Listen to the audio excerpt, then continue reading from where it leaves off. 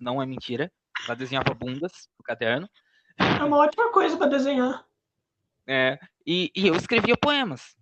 E eu tinha um caderno que era só para isso na época. E aí eu comecei a passar isso pro blog. Porque era uma Sim, maneira de, sei lá, de ser visto, né? sim. Ah, cara, hoje em dia o que dá mais dinheiro? Escrever poema ou desenhar bunda? Olha, escrever poema nunca deu dinheiro. É, Nunca deu escrever dinheiro. poema, a pessoa passa fome. É foda, Não, assim, velho. talvez você consiga um cascalho, mas daí viver disso não tem como. É Porque a gente foda, não mano. tá inserido numa sociedade que valoriza isso, né? Isso é muito Um triste, na pouco, verdade. sim, sim. Ah, e um pouco é nossa culpa como educadores também. Nossa, tipo, como sociedade, eu falo, né? Não tô culpando os professores, longe disso, mas um pouco é culpa da educação estar defasada que a literatura acaba não sendo, como que é a palavra? Não tendo devido incentivo, né? A literatura ela é incentivada por grandes corporações, pela mídia como produto para venda. Ela não é incentivada como aquilo que ela é de fato, como produto cultural de um povo, como identidade, sabe? Sim, eu já ia te falar isso. Na minha opinião, as escolas deveriam desenvolver melhor, deveriam desenvolver as crianças a desenhar, a escreverem poemas e tal, o que não é uma coisa tipo, normalmente, para tentar desenvolver alguma coisa, eles dão coisa chata para as crianças lerem. Tipo, na minha escola, colocaram para a gente ler Machado de Assis, a gente tinha tipo 10 anos. Cara, ninguém vai querer escrever nada depois de ler aquilo. As pessoas vão achar chato. E não é uma ótima forma de se desenvolver. E a sua opinião, qual que é? Eu tenho dois parênteses para colocar nisso. A Uhum, primeira coisa é que uh, eu acho que a criança não precisa necessariamente querer escrever, mas ela encarar aquilo como é. Uma coisa, você pode simplesmente comprar uma action figure, por exemplo, largar em cima de um móvel e largar lá, e ficar lá pegando pó, ou você pode comprar aquela action figure tendo consciência do que significa, do que foi aquilo pro artista, sabe? Do uhum. que vai. De como o seu olhar sobre a casa, o olhar das outras pessoas sobre a casa vai mudar com aquela action figure ali. Isso é ter noção da arte, sabe? Isso é o processo intelectual de catarse que precisa ser ensinado junto com o senso crítico, né? Então Sim. não é só que a criança vai escrever, mas que ela saiba apreciar mesmo como arte. Porque apreciar a arte é um negócio que se ensina, né? Hoje em dia, até meio que adultos têm um pouco de ressentimento, pois acham que pessoas seletas que sabem escrever poema, escrever alguma coisa. Cara, você não faz curso para aprender a escrever. Escrever basicamente vem de dentro de você, vem de seus pensamentos, coração e alma. Se tu colocar esses três aí e ter uma escrita razoavelmente boa, velho, vai se tornar uma coisa boa e você pode ir desenvolvendo a partir do tempo. Eu sei disso por causa que comigo aconteceu assim. Eu fui desenvolvendo a partir do tempo. Não foi de uma hora para outra. Então, para quem estiver ouvindo aí, escreva. Você pode ser um gênio na escrita e você vai se descobrir hoje. A escrita, ela é uma forma de arte, ela é uma expressão humana, uma expressão do eu. Uhum, E para que a pessoa tenha o que escrever, ela tem que viver.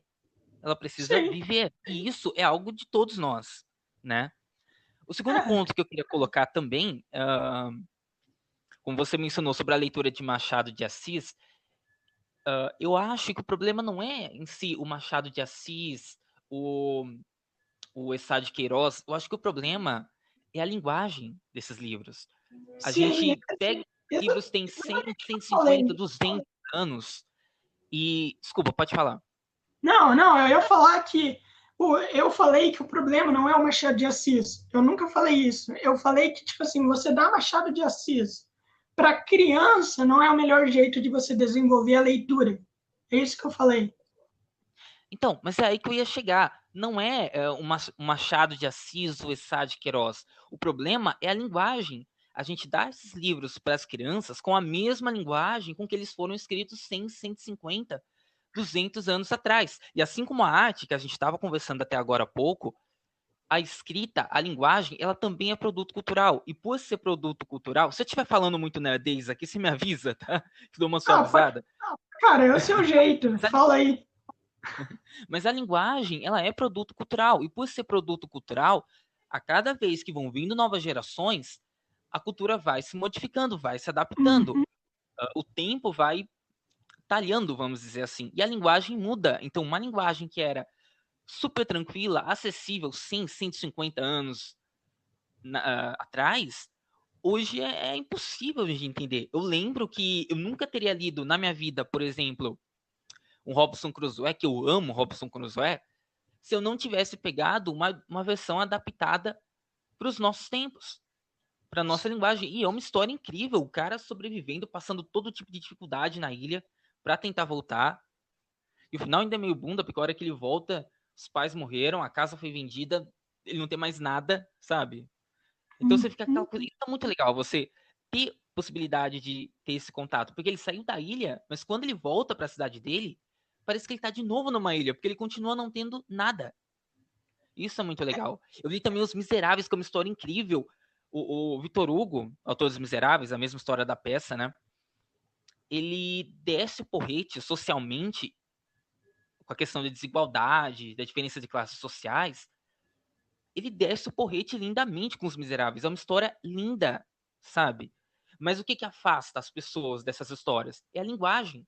Porque esses livros continuam sendo publicados 50, 100, 150 anos depois com a mesma linguagem, com a mesma linguagem difícil, entendeu? Da mesma forma que hoje a gente está falando, o que eu escrevo hoje, eu sou escritor também, o que eu escrevo hoje, daqui 100, 150 anos, vai estar intragável para quem for daquela época.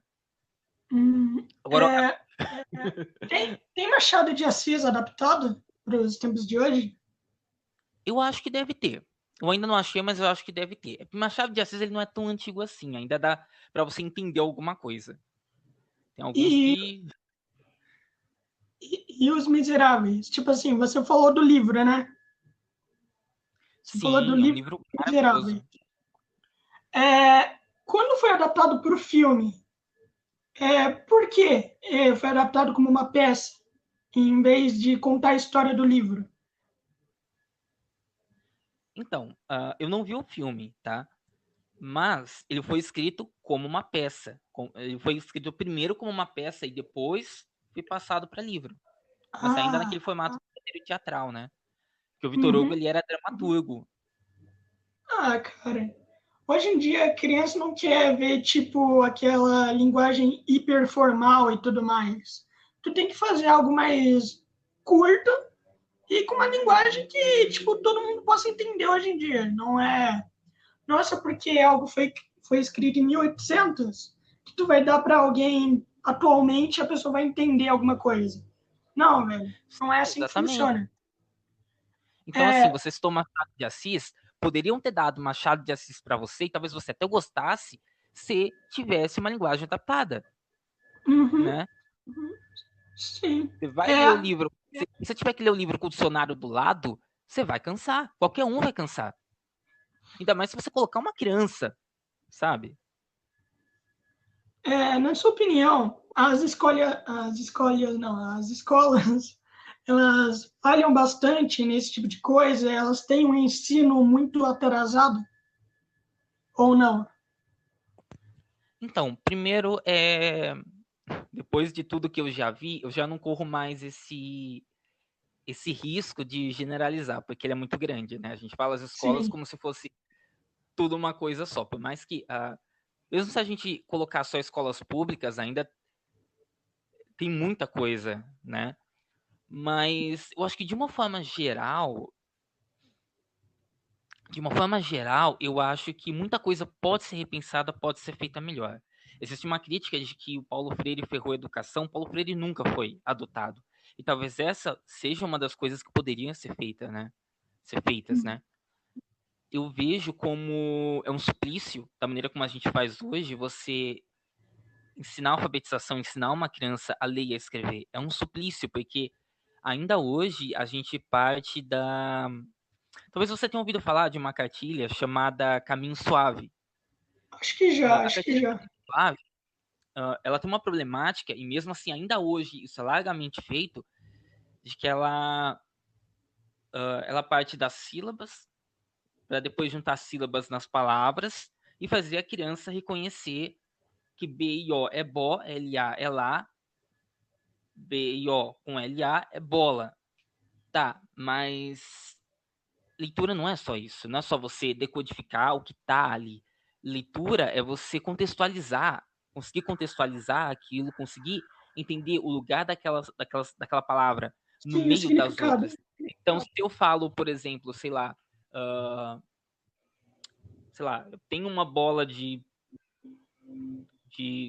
gordura, não sei, minha barriga é uma bola de gordura. É isso que acontece quando eu tento improvisar, tá? De eu É, falar, eu tenho uma bolinha de tênis. A palavra é a mesma, é bola, mas é a mesma coisa? Não é a mesma coisa. Então a leitura, ela não se faz cada sílaba isoladinha, como a cartilha Caminho Suave vende. A leitura, ela é feita no contexto, sabe? uhum. Hoje já existem outros métodos que tentam partir da frase, tentam pegar a frase e dividir, sabe? E dar frase para sílaba, em vez de dar sílaba para palavra. Já existem outros métodos melhores e mesmo assim, principalmente na escola pública, é largamente utilizado esse mesmo conceito da Caminho Suave, que eu pessoalmente, eu, Maciel, tá? Eu pessoalmente acho que já é um pouco ultrapassado, que já a escola pública já deveria repensar um pouco, né?